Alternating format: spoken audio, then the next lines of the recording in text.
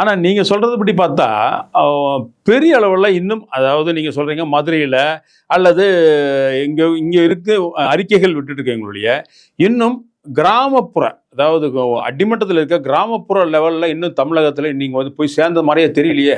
இல்லை நீங்கள் அப்படி இல்லை. கழக தலைவர் அவர்கள் வந்து ஒவ்வொரு குடும்பத்திலும், இல்லத்திலும், உள்ளத்திலும் இருக்கிறார். ஒவ்வொரு வீட்லையும் தாய்மார்களுக்கு அண்ணனா தம்பியா குடும்பத்தில் ஒருத்தரா தளபதி அவர்கள் இருக்கிறார். நீங்க சொல்ற சுற்றுப்பயணமோ மக்களை சந்திக்கிற பயணம் நீங்க டைரக்டா சொல்ல வராம இன்டைரக்டா சொல்றீங்க. நான் டைரக்டாவே சொல்றேன்.